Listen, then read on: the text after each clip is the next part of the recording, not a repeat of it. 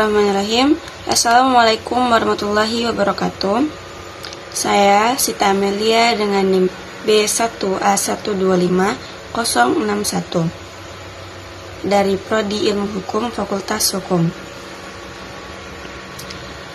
Baiklah, salam sejahtera bagi kita semua. Pada mata kuliah kewarganegaraan, saya akan menjelaskan sebuah presentasi yang berjudul Ketahanan Nasional Indonesia. Pertama, kenapa kita perlu paham geopolitik dan geostrategi? Karena setiap bangsa butuh untuk membuat paham posisi dan tujuan dirinya di dunia. Indonesia sendiri memiliki dua hal, yakni wawasan Nusantara sebagai geopolitik, yang artinya kita lihat dirinya sebagai satu kesatuan Nusantara yang terhubung. Dan yang kedua, ketahanan nasional sebagai geostrategi, yang merupakan cara kita menjaga keutuhan dan mencapai tujuan nasional kita. Selanjutnya, pengertian ketahanan nasional. Nah, apa sih definisi ketahanan nasional? Ada 3 cara. 1, atau yang pertama, sebagai kondisi ideal, yaitu keadaan bangsa yang kuat dan tahan sama semua ancaman. Kedua, sebagai metode, artinya cara yang menyeluruh buat membangun negara. Ketiga, sebagai doktrin, ajaran dasar yang mengatur hubungan antara kesejahteraan rakyat sama keamanan negara. Selanjutnya, ada 3 wajah ketahanan nasional. Ketahanan nasional sebagai kondisi, merupakan keadaan yang kita inginkan. Sebagai metode, yang kedua sebagai metode, bagaimana cara kita mencapai. Dan sebagai doktrin, yang merupakan aturan yang kita ikuti. Pada slide selanjutnya, asal-usul konsep. Kapan konsep ketahanan nasional ini muncul di Indonesia? Pada tahun 1960-an, dari kalangan militer yang namanya SSKAD atau Seskoad. Kenapa?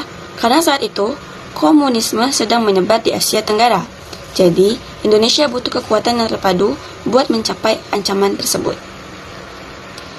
Selanjutnya, perkembangan konsep. Setelah peristiwa G30 SPKI, konsep ini makin kuat dipromosikan oleh Lemhanas. Kemudian, pada tahun 1969, istilah ketahanan nasional resmi muncul. Dan yang kerennya, ancaman yang kita hadapi tidak cuma militer doang. Sekarang menjadi ATHG, ancaman, tantangan, hambatan, dan gangguan. Kemudian, tahanan nasional. Dalam GBHN. GBHN itu merupakan gagasan besar haluan nasional yang dulu jadi pedoman pembangunan negara. Ketahanan nasional masuk pertama ke GBHN tahun 1973 dan diperbarui tiap 5 tahun sampai 1998. Akan tetapi setelah tahun 1999, GBHN ditiadakan, diganti sama dengan rencana pembangunan jangka menengah. Astagatra. Yang paling penting yaitu Astagatra. Astagatra itu terdiri dari 8 unsur yang membangun ketahanan nasional. Dibagi jadi 2.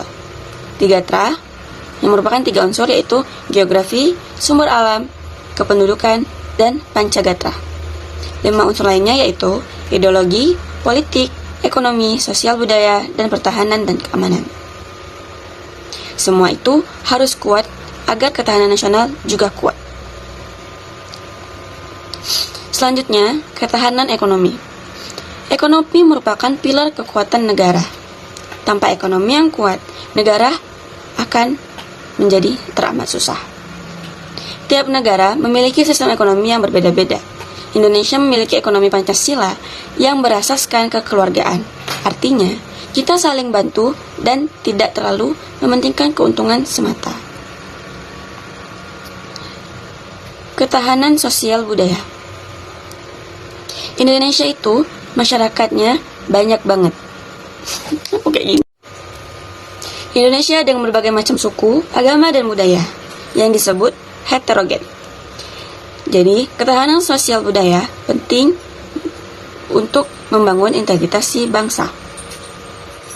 Ada dua strategi. Asimilasionis yang merupakan semua harus sama, dan Bhinneka Tunggal Ika, yaitu beragam-ragam tapi tetap satu jua. Dan sebagaimana yang kita ketahui, jika kita salah strategi akan menimbulkan konflik. Kemudian, ketahanan, pertahanan, dan keamanan. Pertahanan dan keamanan itu merupakan fungsi utama negara. Indonesia memakai sistem pertahanan semesta yang diatur oleh Undang-Undang Nomor 3 Tahun 2002. Artinya, bukan hanya TNI yang memiliki keamanan. Bukan hanya TNI yang menciptakan keamanan. TNI adalah komponen utama, akan tetapi rakyat juga ikut berperan sebagai pendukung, yakni sama-sama melindungi NKRI.